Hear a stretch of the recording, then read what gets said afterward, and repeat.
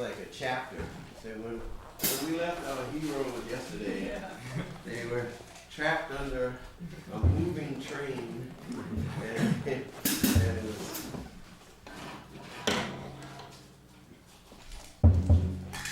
Well, anyway, let's see. In review, we were. Well, in review, maybe you should say why you thought this was a good idea to have this. No, for the people that weren't here. For the people that weren't here. I just said that I started with my idea. It doesn't mean that's where it necessarily went, but it has seemed to follow this, but we've taken some side tours. But my concept, because of listening to Billy do this impromptu settings in late night areas somewhere. When somebody asked him a question, he said, well, somebody did this and who did that, and it came from here and it went to there, and that's where they learned it from him. And so I said, well, that'd be a great class going the other way. He actually, when the first time I saw him, he worked backwards. He started with Chris, who somebody asked somebody asked him about, well, who did somebody learn from, and then it just went for like hours, 3 hours backwards. And but I thought it'd be nice, to take the beginning, how the jazz drumming style evolved and how it changed and who were the innovators. That was really the basic concept. And Billy says that, this could take you could take forever to to really dive into this. And we did over 5 hours yesterday. We had a long time of just we got. I think it'd be interesting. People might tell what they, got from it. What they got from it yesterday. Because I thought it was a real interesting way Billy showed, especially even mostly for drummers could understand more what he talked about. When he said, "Well, there wasn't any bass drum," I said, "What do you mean there wasn't a bass drum? I still hear a bass drum, but it was done differently." Or this thing about harmonic. Billy showed how things really changed over. Alex, was that? Yeah. All new? Was a lot of it new, or? Yeah, some of it was, I just hadn't really thought about quite so deeply before, and then probably the biggest thing I got out of it was just thinking about Kenny Clark in a broader perspective and what he really did, and so I'm definitely inspired to go out and check some more Kenny Clark out and really study that more. And was the history of the bass drums part interesting? Yeah, I know a lot of that kind of stuff, but it's just hearing different takes on it is always interesting, So. And for us novices, it was all new. So.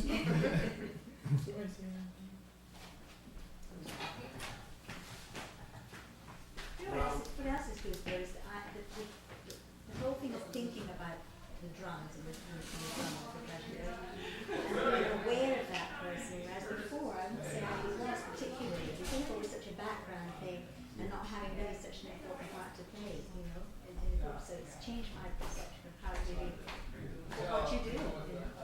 Yeah, I've heard even musicians say that. I've heard a lot of musicians even say that.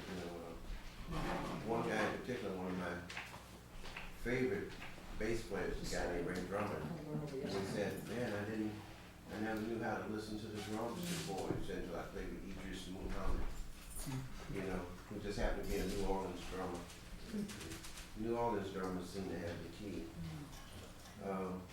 And as far as for you as a drummer, Kenny Clark, even though I knew this 30 years ago, it took me 30 years more to figure out that Kenny Clark, I'm telling you, like everybody told me, even if it takes you 30 years from now, Kenny Clark is the key to understanding this thing. As far as I'm concerned, Max Roach is the innovator. He's the patriarch. He's the magician. He is the musician. He is the embodiment of contemporary jazz drumming, period. But he comes from Kenny Clark, so I can't say the same thing like that about Kenny Clark, but I'm pretty sure that it would have been no Max Roach if it hadn't been for Kenny Clark. And when I say Max Roach in terms of contemporary drumming, period, I mean just that. I mean as far as you want to go. I don't think anybody's really exceeded his overall vision of how far the drums would go.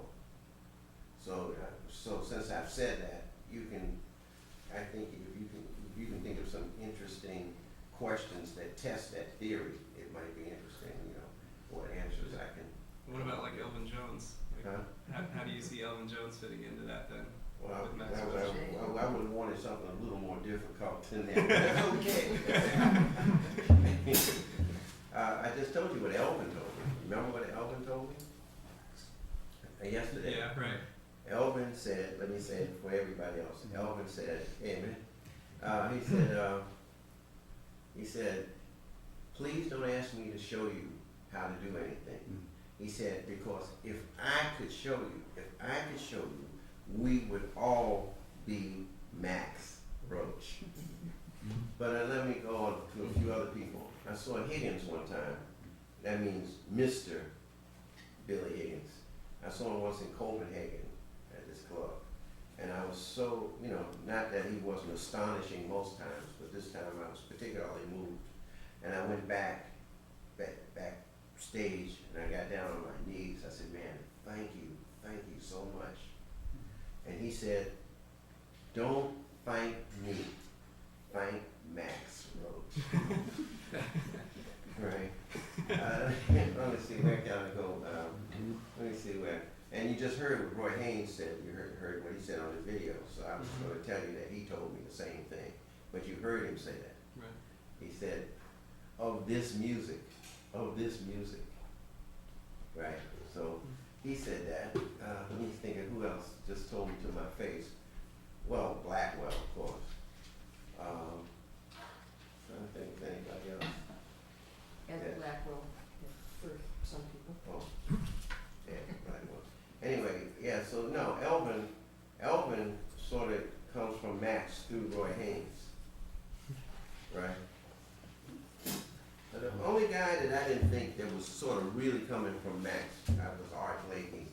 And then I talked to Al Foster one day, and he showed me some records. He said, no, Art Blakey too. We saw Art. We saw Art early on yesterday. I mean, we Right. saw him. With the big bands, So I mean, you know, if you think of Haynes, you know.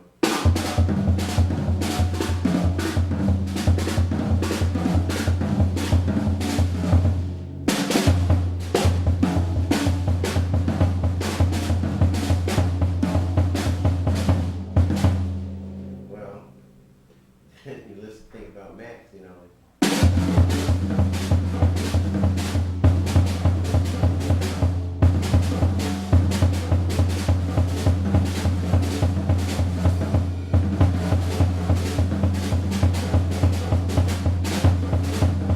Well, then, of course, it's easy to see where Elvin went with it.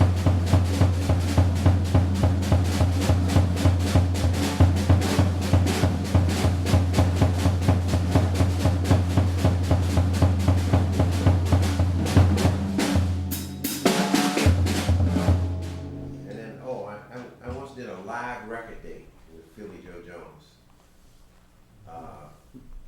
Joseph Rudolph Jones, Philly Joe Jones. And I was so frightened at the first rehearsal that I started asking him about certain things. And there's a certain book, drum book, method book, that we all attribute to Philly Joe's playing. It's the Charles yeah. Wilcox Right. Yeah. Advanced Rudimental Swing Solos. So That's a tough one. Yeah. so I trying to keep from facing him head on. I said, man, who turns you on to that book? How did you know about that book? And he said, Max. I said, what? Max? He said, yeah. I said, but I thought you lived in Philadelphia. He said, yeah, I used to get on the bus and come up and study with Max on the weekend. Right? I mean, it's like that. And I could go further. I mean, I could go even further. Well, I would go further just for you. I mean, are you sort of like a professional? I mean, do you do this most of the time? Sort of, yeah. Yeah, I mean, you have another job. I mean, are you like an oceanographer? No, I don't have another job. Oh, okay. I teach lessons basically and then play. So that's how I. Well, okay, so then you know, in the history of so-called jazz drumming, nobody figured out a clear academic way to play in odd time signatures until around 1957, when Max Roach recorded an album, Max Roach Plays in 3/4 time. Did you know that? Okay, the album is an MRC record, EMARCY. Max Roach Plays in 3/4 time. It's an incredible record. Clifford Brown had already died, and so Kenny Dorham was the trumpet player, but Sonny Rollins was still the saxophone player, and I think who the piano player was. I think it was Ray Bryant. Anyway, it's like the record, and it's that was do da do dee da do da da da da do da da dee dee do da dee da do da da ba do da da da dee da do da ba do da dee da da do do dee ba da dee da da da do do ba da do ba bang da da da da do. What's the name of the tune? False Hot. False Hot. Sonny Rollins. Right, False Hot. Based on the chord changes of Somewhere Over the Rainbow. Huh. Yeah. Right. So, anyway, so Max did that, right? I mean, that's the name of the record. So, that's groundbreaking. I mean, it's not like Fats Waller hadn't written Jitterbug Waltz, but it was, all the drummers still probably had to say, Max is the one that figured out academically just how to do that. And so since he figured that out, then he was able to go on to 5, and then go on to 7, right? And then into 7 and 8, which a lot of the rock and roll guys thought didn't know happened until Tony Williams did it. But Max did it first. And then I was talking to some people, and I finally kind of figured out why, which has something to do with today's discussion. Max Roach, they say, well, like discovering about Kenny Clark is that by the time we hear Kenny Clark, we don't know what drums sounded like before that. So when we hear him, we just say, oh, well, everybody plays like that. What's so special about that? Yeah. Right? The same thing with Max in terms of soloing, drum soloing. So in terms of drum soloing, as you saw yesterday, most of the drummers, I don't care who they were, Buddy Rich, even Chick Webb, who's probably the greatest technician on the instrument of all time, everything was based rudimentarily around the snare drum,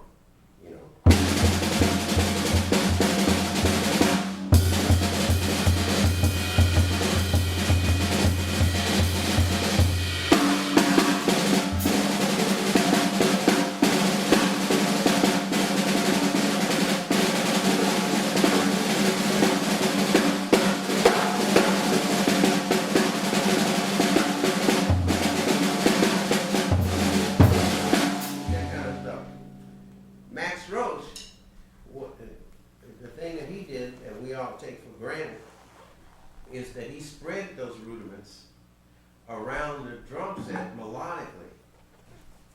He's the one that said, like,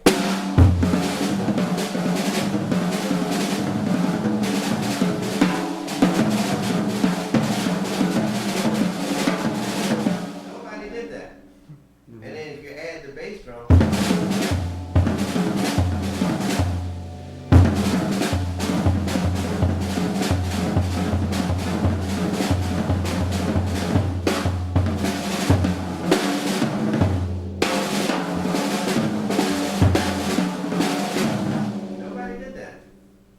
right? Melodically around the drums.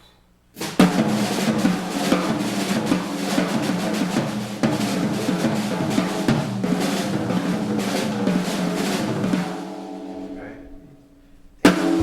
So it turns out one of the ways he could do that, or thought to do that, is because he had already started studying Indian ragas. Right? And of course, nobody even knew how he got to 3/4 time, so nobody even considered the fact that he might have been studying Indian music. Because now, conceivably, the thing that's most important or most interesting about all the contemporary drums today implies the study of Indian music. Right? Whether it's Jeff Watts, Bill Stewart, Ralph Peterson, Chris Dave, Vinnie Colaiuta, Dennis Chambers, it's all comes from something that we refer to now as metric modulation. But just the term metric modulation, or even hemiola, which is the European classical term, implies the study of Indian music. Odd groupings, except with the drums, odd groupings across each other imply the brain must think, in fact, two different tempos at the same time. Even if you can't play two different tempos at the same time, you can think it. And so that means you can go from one tempo to the other. So that's basically drumming today, as I see it. I think I'm pretty close to what it is. So that's what Max Roach brings, right? Or he inspired maybe more articulation, through Elvin Jones and Ed Blackwell and Tony Williams. But the fact is it still comes from him. So that was just for you. Thank you. Okay. Let me see.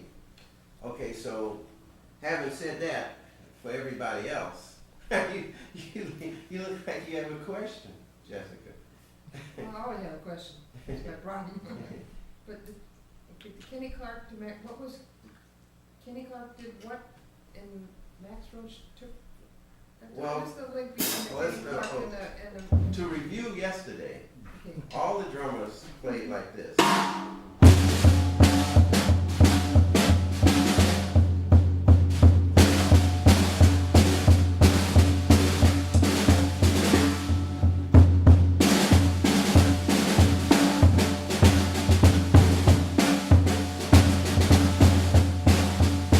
When they took a solo, they sort of said,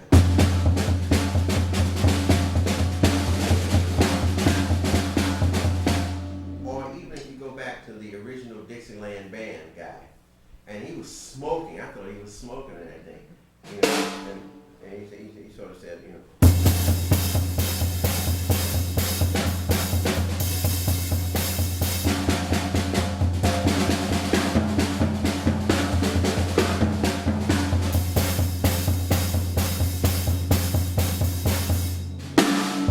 and then it gets to Papa Joe Jones, where he says,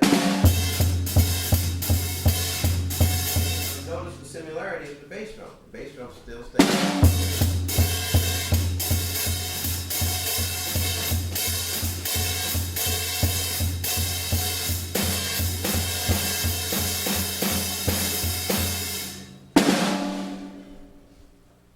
Kenny Clark, and we discussed possibly because he was such a great piano player, began to use the accents or provide accents that corresponded more with the harmonic movement of the music.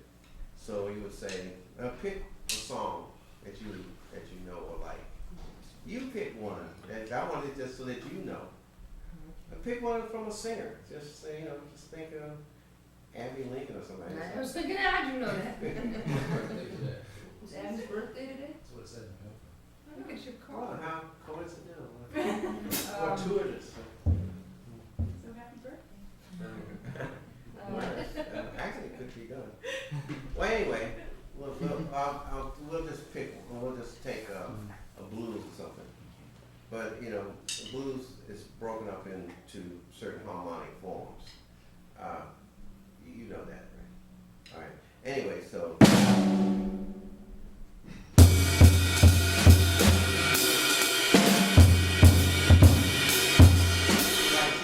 Already, you see where the bass drum is. I mean, when you consider that for 30, 40 years, the drummer never did anything but all of a sudden somebody's saying,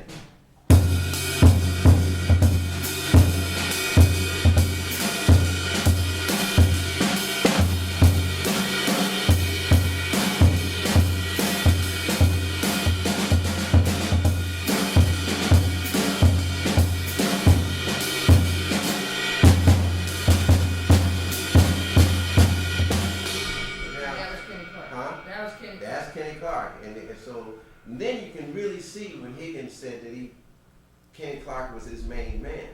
He almost sounds more like that's what kills me is that he probably sounds more like Kenny Clark than anybody. But Kenny Clark was the first to do what he Kenny Clark invented it, innovated it, right? Just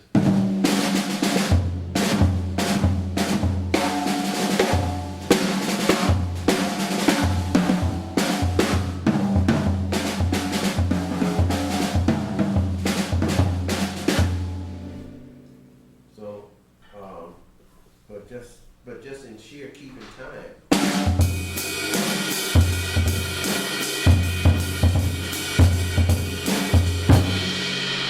That's where chord would change right there, and I'm just playing the blues.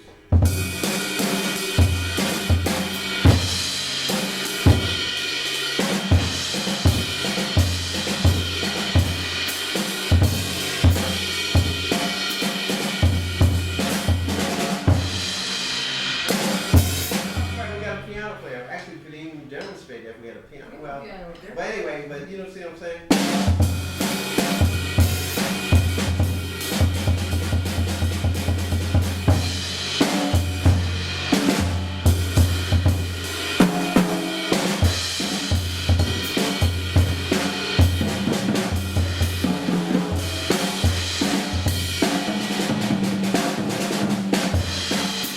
Anyway, that's what Kenny Clark did. And He then really look what that opens up. I was just say, he just opened the door to Yeah. improv, you know, Yeah, right. the whole modern drumming thing. So Kenny Clark did that. When he opened that up, then of course, then Max then he was able to say, well, if you don't have to do it like that, then you can do this. You can say, we can play in 3/4 time.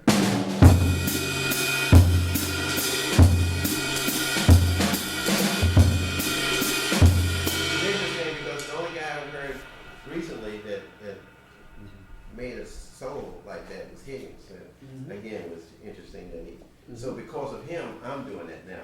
It's a piece that composed by Max Roach, which we say, the drum also waltzes. Right?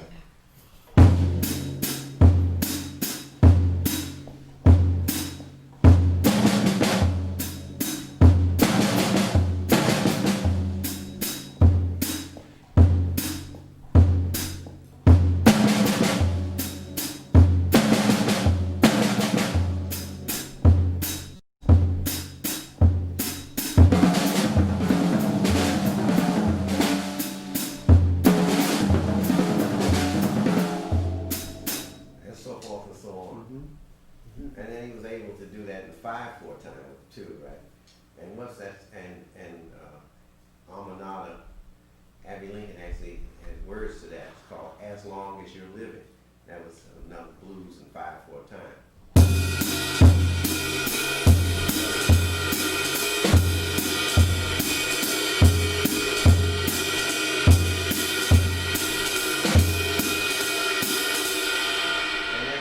Then it was the Jimmy Merritt tune "No More," which was in 7/4 time.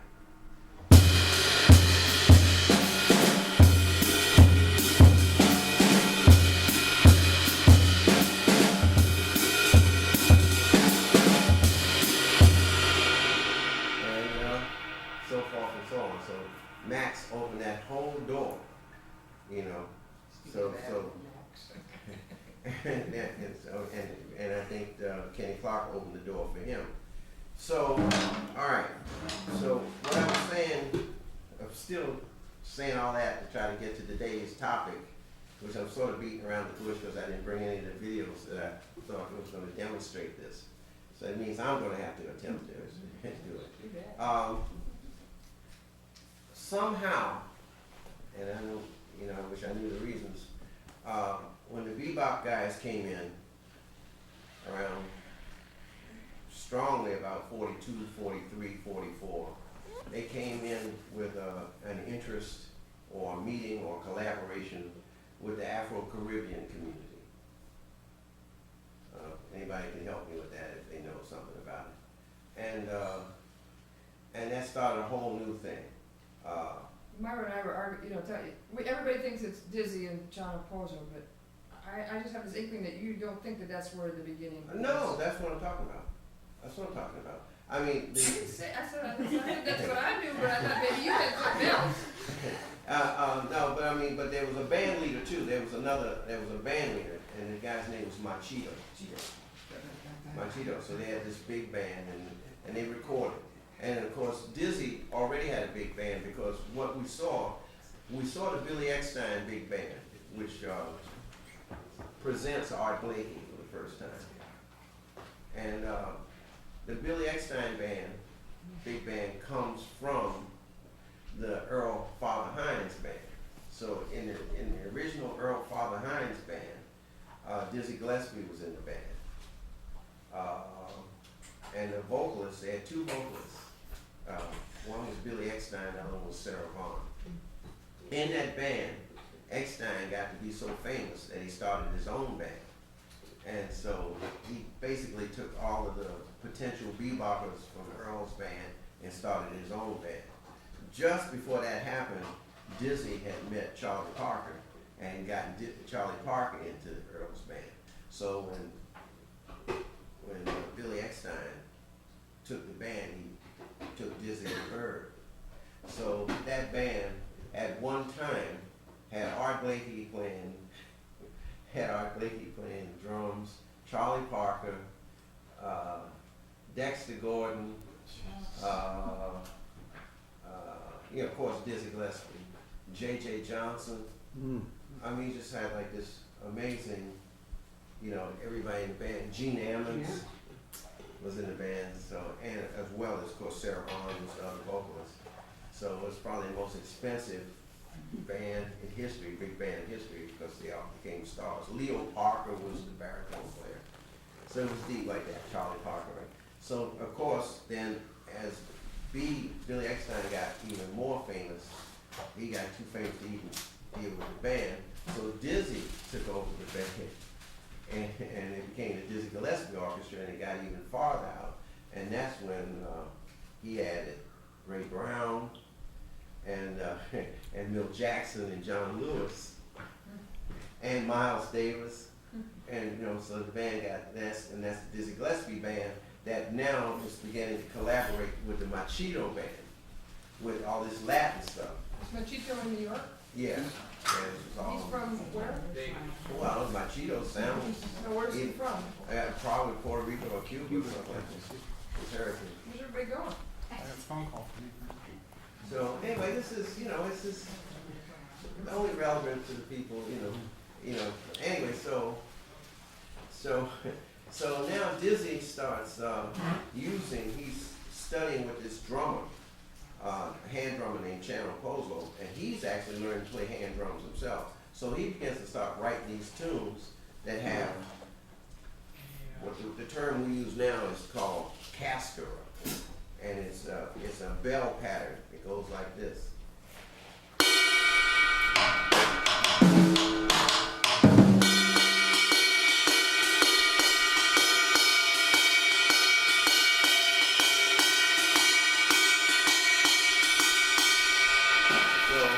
Channel Pozo playing the hand drum would go here, and they would call it the mambo.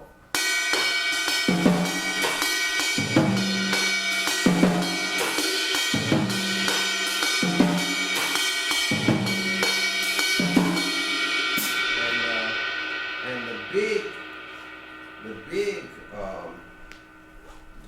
conga drum would play this thing.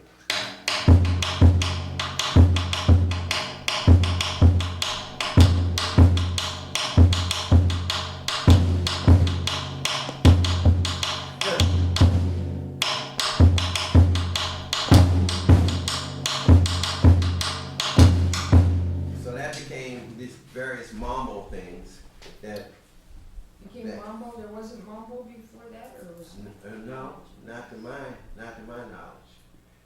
Not to my knowledge. And the word, Huh? the word mambo? I don't know. You know, I guess it's, like I said, I didn't bring the video, you know. So you're saying that these rhythms came in from another culture, but then what they ended up becoming in this realm of jazz drumming was mambo.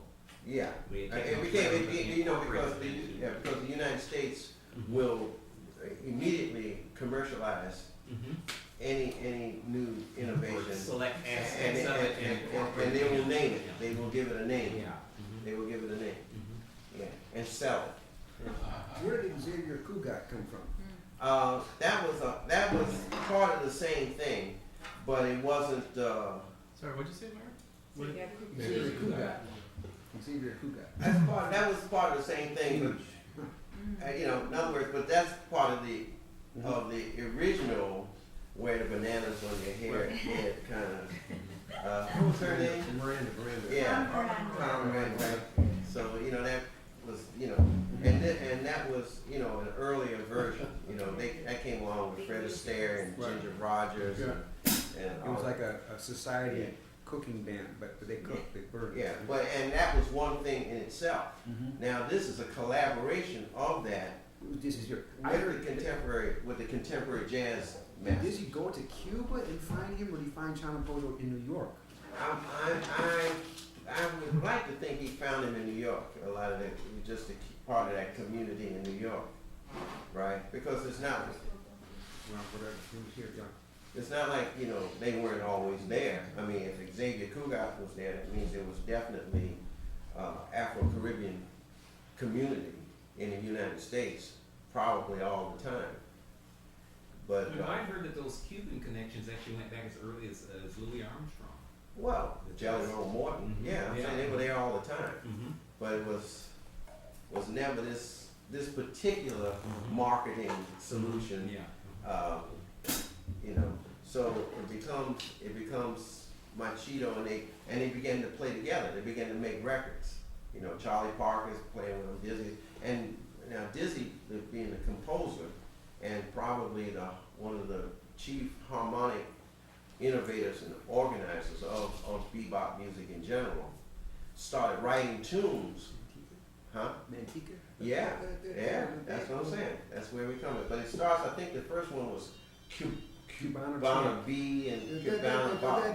No, that's not even Dizzy. That's George Rick Russell. George Russell. Or that George Russell designed the harmony. But the tune is Cubana B, Cubana Bob. Right. And that's Dizzy. And that brings George Russell on the scene because George was originally a drummer. Well, so anyway, so the first tune I can think of, well, Manteca is pretty close, but acknowledges Cubana B and Cubana Bop. Then let's say Manteca, but the point is that they start with that thing. Boop bip, boop bop, boop bop.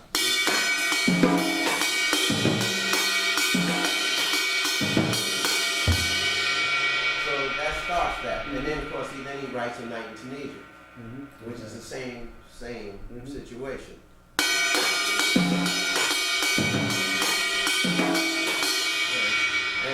But they maintain the jazz thing in terms because they always sort of go back to the regular swing thing in the bridge, God. So now when we talk about the forms of jazz, and that means it's a 32-bar structure. That's four structures. 32-bar structures is comprised of four sections of 8 apiece. So the 32 is 8, 8, 8, 8. So, and the first 2 8s and the last 8 are identical. It's only the third 8 is different, and we call that the bridge. Anyway, so we played what we would refer to this Cuban beat. We always refer to that. It's written on the music. We say this is Latin. So it's Latin in these things, and the bridge is swing straight ahead. So it would be like this.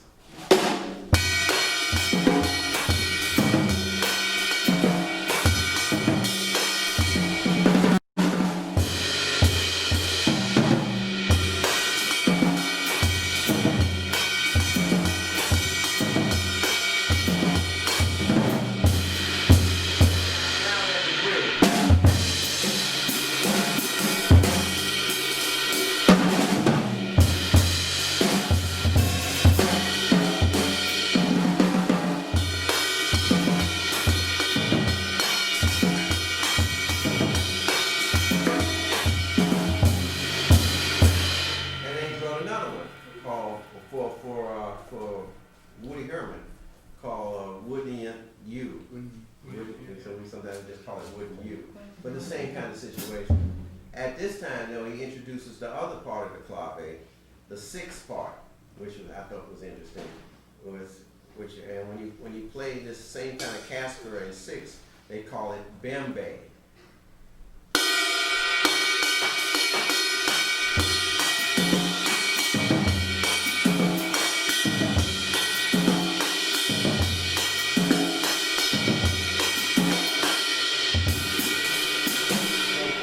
Who's playing the drums on this?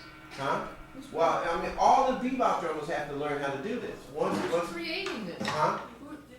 Well, okay. But the drummer creating it. Not really. In other words, now, strangely enough, when we go to the Caribbean community, remember what Steve Smith said, and we'll probably have to listen to him again.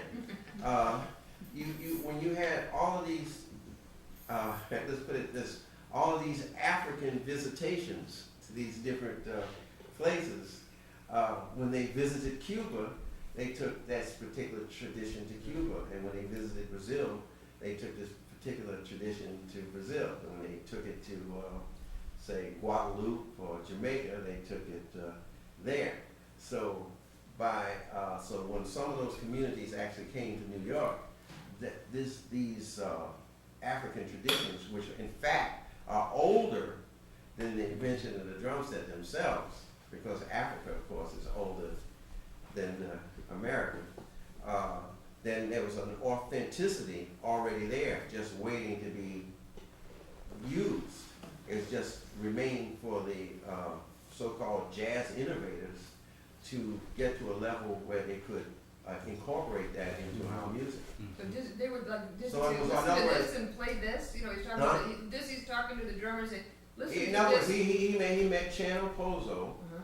and so he got Channel Pozo in the band. And And then so then drummer. whoever the drummer was in the band would learn from Channel Pozo, and whoever that drummer was, once that became popular, then say Max Roach would learn it from that guy.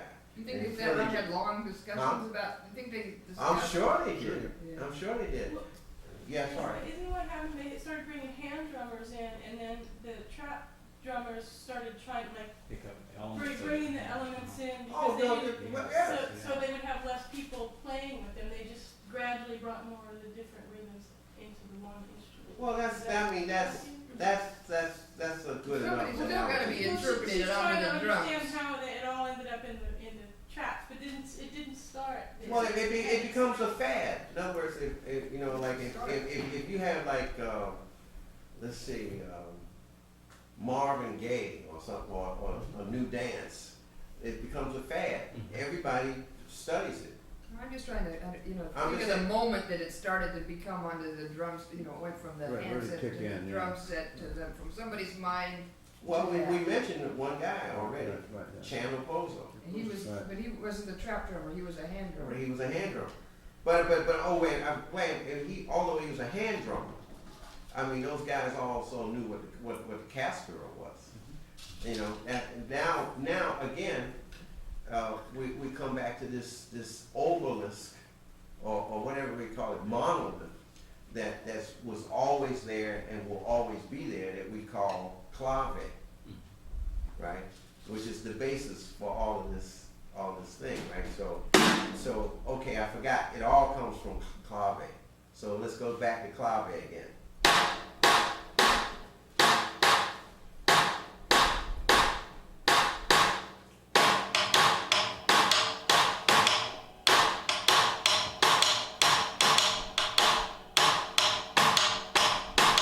Right?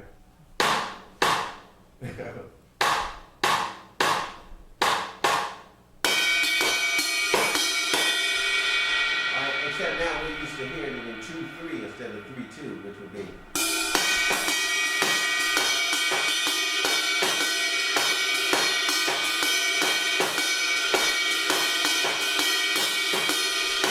So, in other words, this key, this science, not unlike acupuncture, which, in the 40s and 50s and 60s was considered an old wives' tale or something that wasn't, you know, I mean, these kinds of things have been around, and probably many things like that in the future. We'll discover how many things are just laying around that come from the past that are really the truth, things. So anyway, this comes, we just start discovering this or rediscovering this in the 40s. And the interesting thing for drummers, like young drummers now, this fad has come back again. We're currently into this fad again in the last 10 years, or maybe even the last 20 years. It's come back like it never happened in the 40s. And so we've got a bunch of new names of guys that are doing this and influencing, which is basically the story that I'm trying to tell, is how now that this fad has come back, how in each decade, it influences the pop music. It influences. Yes, sir. Go. Can I just bring attention just for a second to add to what Billy is saying. A perfect example of this in more contemporary pop music would be Armando Peraza, a great congolero, and Carlos Santana built a whole band around him. And then when Armando retired, the next generation that came in were inspired from Armando Peraza. Just the same. Well, no doubt about it. I mean, in other words, after Channel Pozo, of course, then there were all these other hand drummers. What was the next guy that came in that started this thing? Before Mongo Samaria? Huh? Before Mongo? Well, actually, it was before Mongo. Yeah. I mean, before Mongo became popular, but obviously Mongo Santa Maria would be another one. Right. Mongo Santa Maria, right, who became extremely popular, right? But I'm trying to think of this other guy, huh? Not Willie Bobo, is it? No, he's another one, but he was more of a timbale player. But anyway, but that's part of that whole community. I'm trying to think of Potato, but that's number two. How about Candido? Yes, Candido Camarez, I think was the next guy.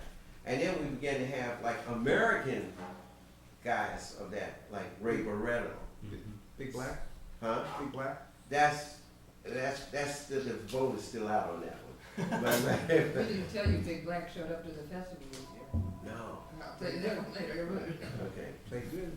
Well, no, but he's innovating a whole new strand of that.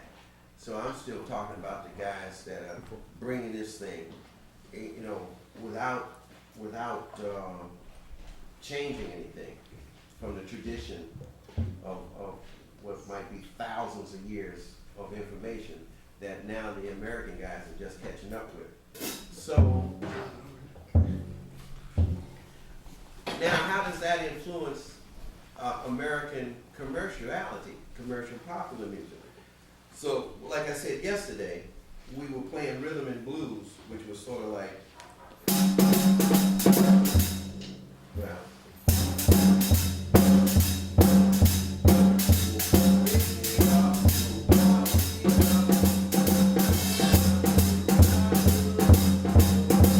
and I don't want to play too loud, but you know, because I remember Mike Clark was telling me he had to learn how to do it like this.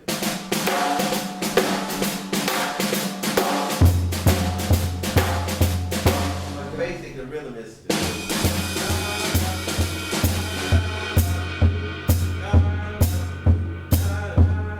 which is basically like saying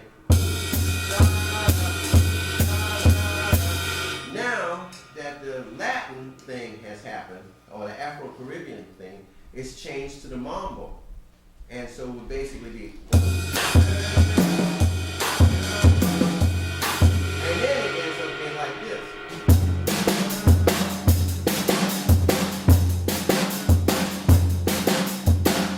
Right? So in other words, if the American economy, I'm trying to think, not Rumsfeld, but who's in charge of the economy? Greenspan. Yeah, Greenspan. If he wanted to look at what the contribution was, it would be like the beboppers, Charlie Parker and Dizzy Gillespie, changed rhythm and blues to rock and roll.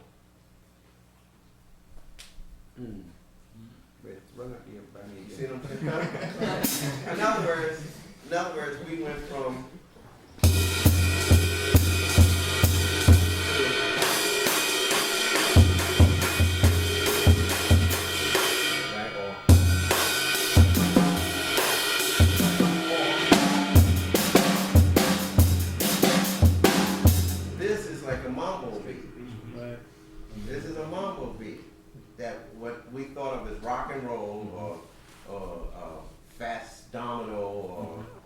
Little Richard, or and then it goes wherever it goes, the It's all the way Stacks or back to Africa. Motown. No, I'm talking about going I'm just forward. saying, but the mambo goes all the way, so you start Yeah, back well, from the beginning. that's the Hello. whole point.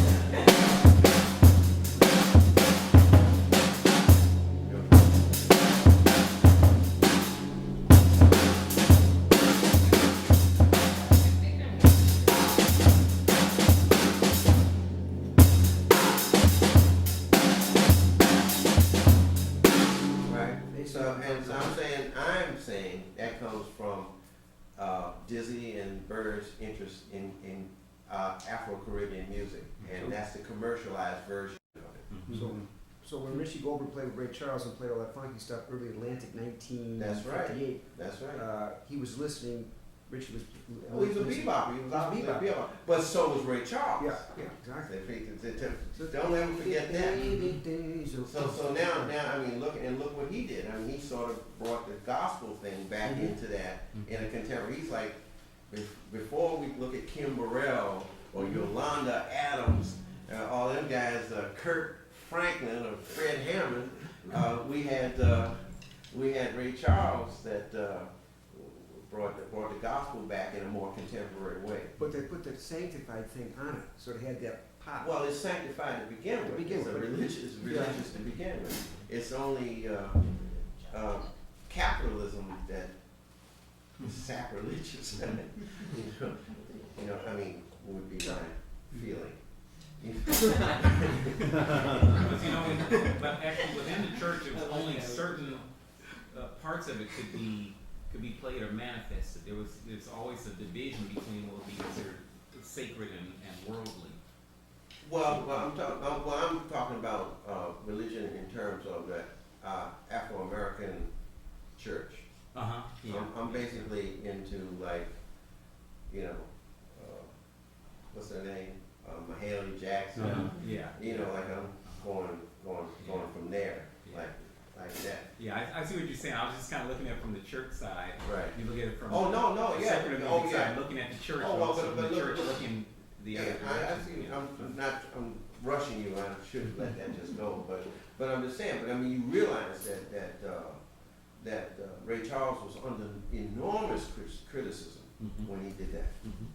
Yeah, I mean, that's right. enormous criticism. I mean, they, you know, for a minute we thought his career was going to be ended. They said this man is playing sacred music. Sacrilegious. Yeah. You know, this is against the law. This is not right. But some kind of way, we were able to overrun that. You know what I'm saying? Well, anyway, Well, but in the no, and even in the movie they showed it, you know. I mean, I just remember the days when they were saying, man, come on. I mean, they were picketing them, saying, man, don't pull this. Took the music and Music. sold it out. Yeah. Yeah. Yeah. So now what the church has done, what the gospel people have done now is just done the opposite. Ray Charles took the music and imitated the church. Now the church takes goes the opposite way and commercializes their own music. And it's heavy, man. I mean, have you heard any Kirk Franklin lately? And they're bringing a lot of people into the church. Oh, look, because of it's that more music. people coming to see that Yeah. than are going to see the Rolling Stones. Yeah. We're talking about Kirk Franklin, Fred Hammond, Yeah. Hezekiah Walker. Mhm. I mean, you know what we're saying, man. We're talking about a whole new, and for the drummers, whatever we thought we liked about rock and roll drummers or fusion drummers, none of those guys are dealing with the drummers that are the new drummers, the new style of drummers today are coming from the Afro-American church. Absolutely. You know, Marvin McQuitty, Calvin Rogers. Have you heard any of these guys yet? Whoops. Whoops. Where would we, what? Okay, let's, all I can say is that they all start with Dennis Chambers and keep going. When you talk about, there's a new drummer on the scene now named Nathaniel Townsley. Have you heard about him? Had been playing with the Weather. He's a gospel drummer. He's a gospel drummer. Chris Dave, who had been playing with Kenny Garrett and Michelle and Davio Cello and the Mint Condition. He's a gospel drummer. The new drummer with the Christian McBride and Terry Gully.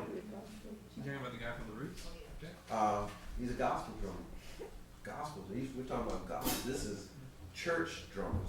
People are learning more in the church than they are from drummers collective.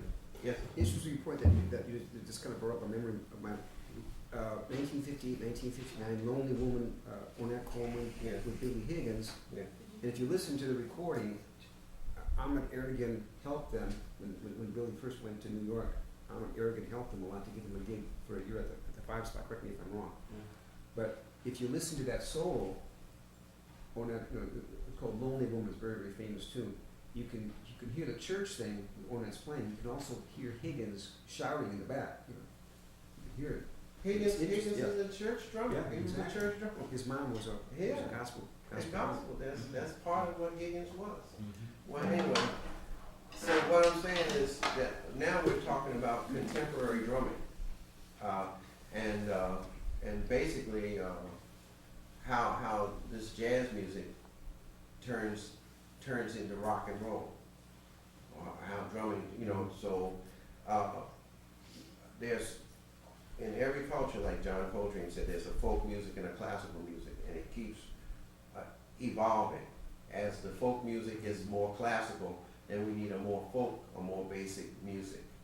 So what we thought of was as jazz as the predominant dance music, it evolved into this classical music, and we need a new folk music. And I'm saying that new folk music became rock and roll, or whatever the new names, rock and roll, and then this, and funk, and heavy metal, and fusion, and mega this, or hip hop, or rap, or whatever. All those for me, at my age, is just another word for jazz, which was just a term to describe this American music anyway. So that's what I wanted to say. That's what I wanted to talk about. Now, what I didn't bring was some of these videos of Latin guys. He's got Calle 50. Who's on Calle 52? 54. Okay, if we don't have anything better, that would be a good example. But that's for later, because that's how at this point that evolves. Now this Latin rock and roll thing evolves to the point where the next level is when the Brazilian thing hits. It was the Cuban thing that affected the jazz, so you got the folk level of that and the jazz classical version of that, and then the Cuban thing has come back. So when it comes back, now it comes back with rock and roll, Cuban, Brazil, and now Cuban again. And just for drummers, as that's happening, as this becomes, now the term all of a sudden becomes world music. And that's what I'm saying has happened with the drums. It's become this world instrument. And as that happens, the latest thing is now we're encouraging Indian musicians. Which Indian? Huh? Which Indian? India, from India. So You have an American Indian in there. the first guy I know to become a hit Indian drummer from India was Alaraka, Ravi Shankar's drummer. He becomes a star. And from him comes Trilok Gurtu, who's a serious star and innovator. And now the thing is so far in now, that Alaraka's son is now the big star, and it's Zakir Hussain. And now we even have a jazz group, and I didn't bring that. I can't believe I didn't bring that. A guy, a piano player named Vijay Iyer. Yeah. He came from the Bay Area. Okay, and Rudresh Manhantrapa, and I just played opposite them at the new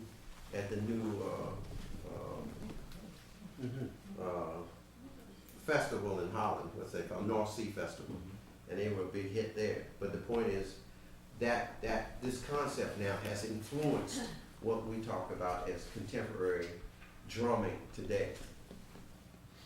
So for you, as a young drummer, or you, if you were really going to compete seriously, you would have to start studying the tabla, because it takes 10 years to begin. And that's what we're talking about. We're talking about, huh?